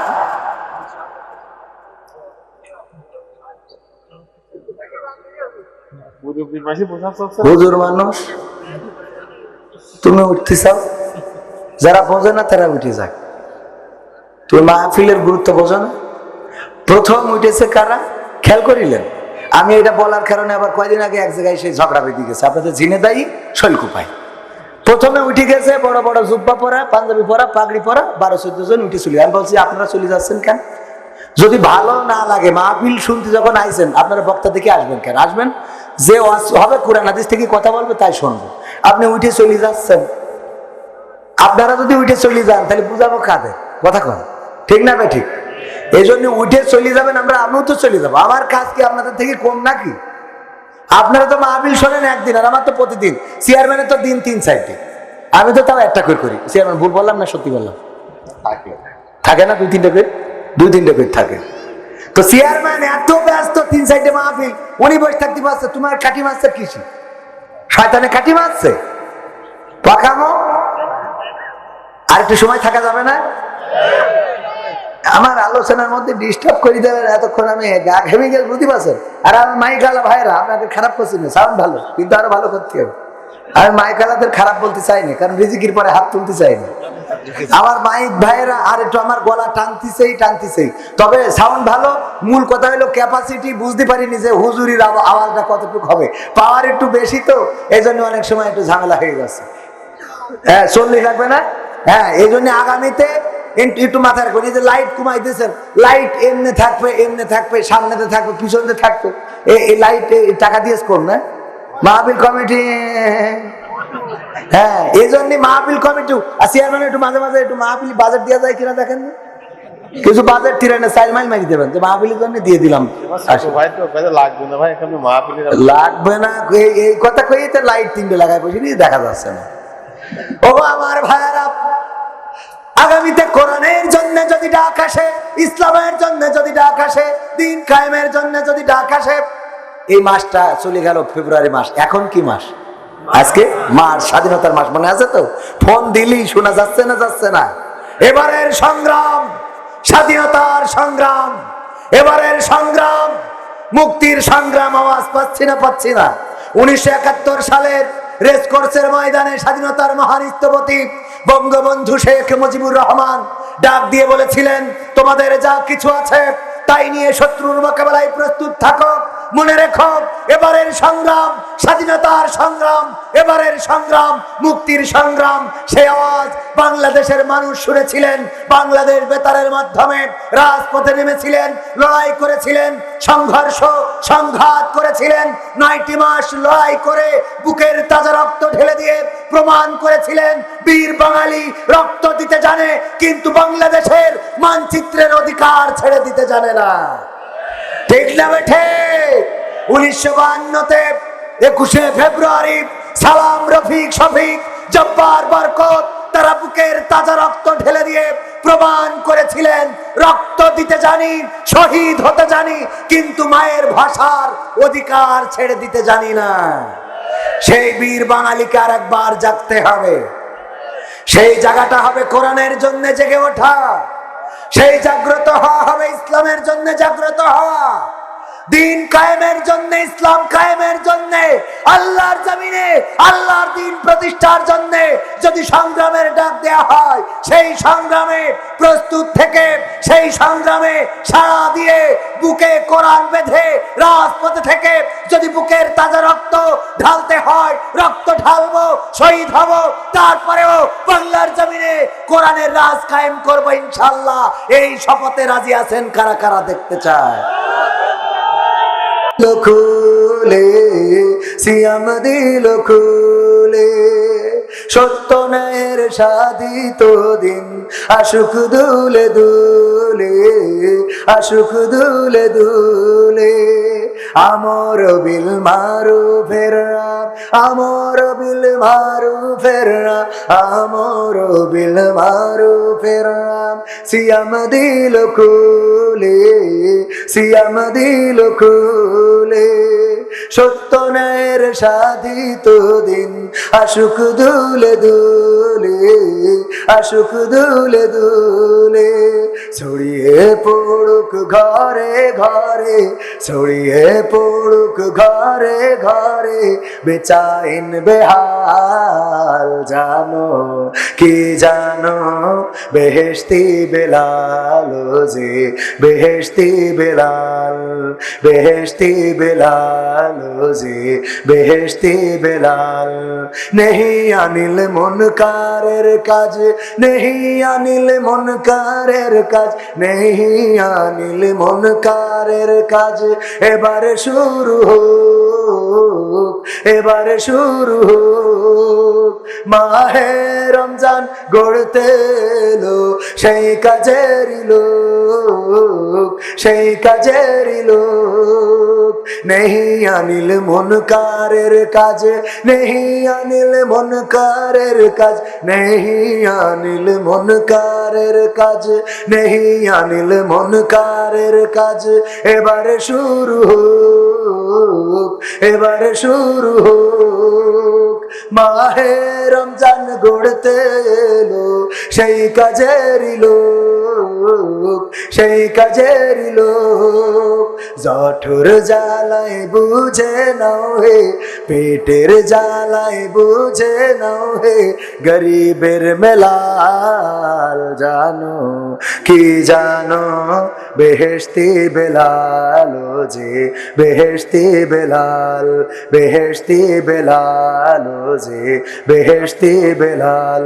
রমজানের ওই সওগাত লয়ে, রমজানের ওই সওগাত লয়ে হাসে দূরে আল হেলাল জানো কি জানো, বেহেশতি বেলাল ও যে বেহেশতি বেলাল। প্রাণের প্রিয় হুজুর, আমি আপনার প্রিয় ভক্ত। আমি একটা মেয়েকে ভালোবাসি, মেয়েও আমাকে খুব ভালোবাসে, কিন্তু মেয়ের পরিবার মেনে নিচ্ছে না। এখন আমার করণীয় কি? ভালোবাসলে কি মেনে নেবে? ভালোবাসলে কি মেনে নেবে? মানবে? ভালোবাসলে মেনে নেওয়া যাবে। করণীয় হলো ডাইরেক্ট বিয়ে করতে হবে, কোনো ভালোবাসাবাসি করা যাবে। পাবনায় গেলাম, একজন যুবক প্রশ্ন দিয়েছে, হুজুর আমি একটা মেয়ের সাথে প্রেম করেছি, মেয়ে নামাজি না, রোজাদার না, আল্লাহওয়ালা না, বোরখা পরে না, কোরআন পড়ে না, হাদিস পড়ে না, এইগুলো করে না। এই জন্য আমি তার সাথে প্রেমে লিপ্ত হয়ে তারে ভালোবেসে সব বুঝাইছি, বুঝাইয়ে বুঝাইয়ে তারে পর্দাশীলা বানাইছি, কোরআন শিখাইছি, হাদিস পড়াইছি, আল্লাহওয়ালা বানাইছি, নামাজি বানাইছি, তাহাজ্জুদ গুজারি বানাইছি। এখন ওই মেয়ে আমার সাথে প্রেম করতে চায় না। হুজুর বলেন এর জন্য ওর কতটুকু গুনাহ হবে? ও সব বানাইছে, এখন ওই মেয়ে ওর বিয়ে করতে চায় না। পাবনার ওই এলাকাটার নামটা ভুলে যাচ্ছে, চাঁদপুর বলে একটা এলাকা আছে। সেখানে আমি বললাম, ওরে আল্লাহর বান্দা, তুমি প্রেম যখন করেছো, সম্পর্কটা খারাপ, কিন্তু খারাপের মধ্য দিয়ে এমন কিছু কাজ করেছো যে কাজটা ভালো, কিন্তু এই ভালোটা আল্লাহর কাছে গ্রহণযোগ্য হবে না? হবে না। কিন্তু ভালো কাজের মধ্যে ভালো কিছু হয়ে গেছে, সেটা হলো ওই মেয়ে যখন কোরআন পড়া শিখেছে, কোরআনে পেয়েছে, আল্লাহ বলেছেন ওয়া করনা ফি বুয়ুতিকুন্না ওয়ালা তাবাররাজনা তাবাররুজাল জাহিলিয়াতিল উলা। ওগো নারীরা, পর্দার মধ্যে থাকো, জাহিলি যুগের মেয়েদের মতো সেজেগুজে নিজেদেরকে প্রদর্শন করে বেড়ায়ও না। এই আয়াত যখন পড়েছি, ও তো পর্দা করে বেড়াবে, সেজেগুজে আর বেড়াবে না। ও তো কোরআন হাদিস মানার কারণে তোমার সাথে আর প্রেম করবে না। এখন কাজ হলো তার কি করা? তার তাড়াতাড়ি বিয়ে করা। এটা হলো হ্যাঁ শেষ করি। ও টাকা চালি লোক থাকে, আপনার তাই মনে হয়? টাকা চালি, হ্যাঁ। তো এই জন্য এটার ব্যাপারে বক্তব্য হলো ডাইরেক্ট বিয়ের প্রস্তাব পাঠাতে হবে। প্রেম মেনে নেবে না, মেনে নেওয়া যাবেও না। চেয়ারম্যান বশির সাহেব আমার ডান পাশে বসা, নারায় থাকবে। চেয়ারম্যান সাহেব দিয়েছেন কত বলবো? 10,000 টাকা। নারায় থাকবে। আল্লাহ চেয়ারম্যানকে নেখায়াত দাও, মনের স্বপ্ন পুরা করে দাও, আপনজনদের কবুল করে নাও, আবার যেন নির্বাচিত হতে পারে তৌফিক দান করে দাও। কালাপাড়িয়া হাফেজিয়া মাদ্রাসা এতিমখানার জন্য দোয়ার আহ্বান করেছে। মৃত সমীর উদ্দিনের দোয়ার জন্য 500 টাকা দান করেছে। আল্লাহ দানকে কবুল করো। মানোয়ার ভাই 5,000 টাকা। নারায়ে তাকবীর। আল্লাহ দানকে কবুল করে নাও, নেখায়াত দাও, মনের স্বপ্ন পুরা করে দাও। বলেন আমিন। কালাপাড়িয়া হাফেজিয়া মাদ্রাসা ওই এতিমখানার জন্য দোয়া করে লাভ নাই, ছাত্র দিতে হবে। কথা কয় না? আগে কি লাগবে? ছাত্র আর সাহায্য সহযোগিতা দরকার আছে না নাই? আমরা সারাদিন ধরে দোয়া করে তেমন কিছু করতে পারবো না। চেয়ারম্যান এই যে 10,000 টাকা মেরে দিল, এইটাই সবচেয়ে বড় কথা, ঠিক না বেঠিক?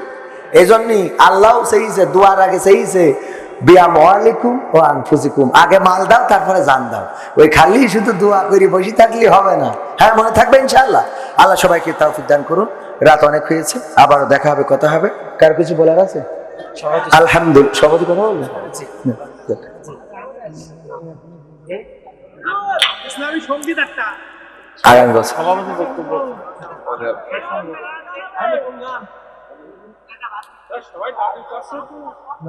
একটা গান না সভাপতি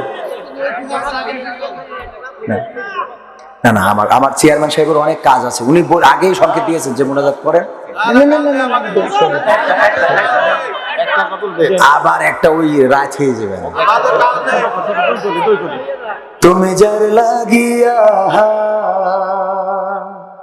তুমি যার লাগিয়া এমবি ভরো, তার তো বাটন ফোন। তোকে এই সিরকুট দিয়ার খাই তো আমার আর শান্তি নেই রে। এই সিরকুট দিবা আর আমি বিপদে পড়বো। সেদিন এক জায়গায় সিরকুটটা হুজুর আপনার, হ্যাঁ দাঁড়ান আমি নিচি যখন পড়ি ফেলি। আসসালামু আলাইকুম প্রিয় হুজুর, আমি একজন আপনার খুদে ভক্ত। আমি একটা প্রতিষ্ঠানে পড়ালেখা করি, কিন্তু এইখানে আমার একটা হিন্দু বন্ধু হয়েছে। আমি হিন্দু বন্ধুর সাথে সম্পর্ক রাখতে পারবো কিনা? অবশ্যই সম্পর্ক, বন্ধু হইলে কোনো সমস্যা নেই। হিন্দু বৌদ্ধ খ্রিস্টান ওই বন্ধু আমার জন্য মেয়ে বন্ধু না হয়ে যায়। মেয়ে বন্ধু হইলে মুসলমানের সাথে রাখা যাবে না, ঠিক আছে তো বাজার? মেয়ে বন্ধু মুসলমানের সাথেও সম্পর্ক রাখা যাবে না, কিন্তু ছেলে বন্ধু হইলে কোনো সমস্যা নেই। হিন্দু বৌদ্ধ খ্রিস্টান মুসলমান সবার সাথে সুসম্পর্ক বজায় রাখবেন, এটাই ইসলাম শিখিয়েছে। সুবহানাল্লাহ বলবেন না? এটাই ইসলামের শিক্ষা। তবে আবার ওই সম্পর্ক বেশি রাখতে যেয়ে ওখানে যেয়ে আবার ঠাকুরের সামনে যেয়ে ওম শান্তি নম নম করারও দরকার নেই। এটুকু মাথায় রাখতে হবে, সে তার ধর্ম করবে, আপনি আপনার ধর্ম করবেন, বন্ধুত্বে কোনো সমস্যা নাই। কিন্তু এই বন্ধুত্ব যেন দিনহীনতা না করে ফেলে, দিনহীনতা না করে ফেলে। অনেকেই বন্ধুত্ব করে যে আমি ওরে ভালো বানাবো তাই বন্ধুত্ব করিস গাঁজাখোরের সাথে, করতে যাই ইনি নিজে গাঁজা খাওয়া ধরিস, তাহলে ওর বন্ধুত্বের কোনো দাম আছে? এটা যেন না হয়। তুমি যার লাগিয়া, তুমি যার লাগিয়া এমবি ভরো, তার তো বাটন ফোন। ওরে কেমন করে বুঝবে রে সে, কেমন করে বুঝবে রে সে ডিজিটাল তোর মন। তুমি যার লাগিয়া, তুমি যার লাগিয়া এমবি ভরো, তার তো বাটন ফোন। তুমি যার লাগিয়া এমবি ভরো, তার তো বাটন ফোন। মেসেজ দিলে সিন করে না, দেয় না তো রিপ্লাই। ভিডিও কলে বলবা কথা, ক্যামেরা তার নাই রে, ক্যামেরা তার নাই। মেসেজ দিলে সিন করে না, দেয় না তো রিপ্লাই। ভিডিও কলে বলবা কথা, ক্যামেরা তার নাই রে, ক্যামেরা তার নাই। ওরা জি ডিজিটাল এই যুগ জামানাই, ডিজিটাল এই যুগ জামানাই, অ্যানালগ তার মন। তুমি যার লাগিয়া, তুমি যার লাগিয়া এমবি ভরো, তার তো বাটন ফোন। তুমি যার লাগিয়া এমবি ভরো, তার তো বাটন ফোন। প্রেম প্রীতি ভালোবাসা বিয়ের আগে নয়, মনের মধ্যে রাখো যুবক আল্লাহ তাআলার ভয় রে, পরকালের ভয়। ঠিক না বেঠে? প্রেম প্রীতি ভালোবাসা বিয়ের আগে নয়, মনের মধ্যে রাখো যুবক আল্লাহ তাআলার ভয় রে, পরকালের ভয়। ওরে তবেই তুমি মুক্তি পাবা, তবেই তুমি মুক্তি পাবা দোজখের আগুন। তুমি যার লাগিয়া, তুমি যার লাগিয়া এমবি ভরো, তার তো বাটন ফোন। তুমি যার লাগিয়া এমবি ভরো, তার তো বাটন ফোন। গানের মধ্যে মেসেজ আছে না নাই? বুঝতে পারছেন কিনা? একজন বোন স্বামী প্রবাসে দোয়াছে, 500 টাকা দান করেছেন। আল্লাহ দানকে কবুল করে নাও। আল্লাহ প্রবাসীর রিজিকে বরকত দান করে দাও। আল্লাহ মনের স্বপ্ন পুরা করে দাও। কিন্তু আমি যে গানটা আজকে বেইলি রোডের জন্য লিখিলাম, সুর ভুলে গেছি, চেষ্টা করবো একটু। এটা বেইলি রোডের জন্য।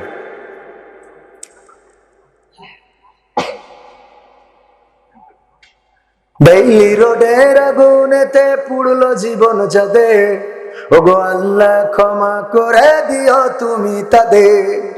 বেইলি রোডের আগুনেতে পুড়লো জীবন যাদের, ওগো আল্লাহ ক্ষমা করে দিও তুমি তাদের। বেইলি রোডের আগুনেতে পুড়লো জীবন যাদের, ওগো আল্লাহ ক্ষমা করে দিও তুমি তাদের। তুমি ছাড়া দয়া করার মালিক তো কেউ নাই, এমন কষ্টে মরণ যেন আর দেখতে না পাই। তুমি ছাড়া দয়া করার মালিক তো কেউ নাই, এমন কষ্টে মরণ যেন আর না দেখিতে পাই। কত কবর হচ্ছে খনন, জীবন গেল যাদের, ওগো আল্লাহ ক্ষমা করে দিও তুমি তাদের। ওগো আল্লাহ ক্ষমা করে দিও তুমি তাদের। কেউ হারালো সন্তান, কারো কেউ হারালো ভাই, কারো আবার আপন বলে আর তো কেহ নাই। কেউ হারালো সন্তান, কারো কেউ হারালো ভাই, কারো আবার আপন বলে আর তো কেহ নাই। স্বপ্নগুলো চূর্ণ হলো, জীবনটা বিষাদের, স্বপ্নগুলো চূর্ণ হলো, জীবনটা বিষাদের। ওগো আল্লাহ ক্ষমা করে দিও তুমি তাদের। ওগো আল্লাহ ক্ষমা করে দিও তুমি তাদের। বনি আদম জলে কত দেখি অহর্নিশ, ঢাকা তো নয় সুখের শহর, চারিদিকে বিষ। বনি আদম জলে কত দেখি অহর্নিশ, ঢাকা তো নয় সুখের শহর, চারিদিকে বিষ। তার মাঝেও জীবন চালাই নাই রে উপায় যাদের, তার মাঝেও জীবন চালাই নাই রে উপায় যাদের। ওগো আল্লাহ ক্ষমা করে দিও তুমি তাদের। ওগো আল্লাহ ক্ষমা করে দিও তুমি তাদের। উন্নয়নের জিকির শুনি স্মার্ট বাংলাদেশ, লাগলে আগুন কয়লা হয়ে তারপরে হয় শেষ। উন্নয়নের জিকির শুনি স্মার্ট বাংলাদেশ, লাগলে আগুন কয়লা হয়ে তারপরে হয় শেষ। স্বপ্নগুলো হয় পুড়ে ছাই, নসিব খারাপ যাদের, স্বপ্নগুলো হয় পুড়ে ছাই, নসিব খারাপ যাদের। ওগো আল্লাহ ক্ষমা করে দিও তুমি তাদের। ওগো আল্লাহ ক্ষমা করে দিও তুমি তাদের। বেইলি রোডের আগুনেতে পুড়লো জীবন যাদের, ওগো আল্লাহ ক্ষমা করে দিও তুমি তাদের। বলেন আমিন।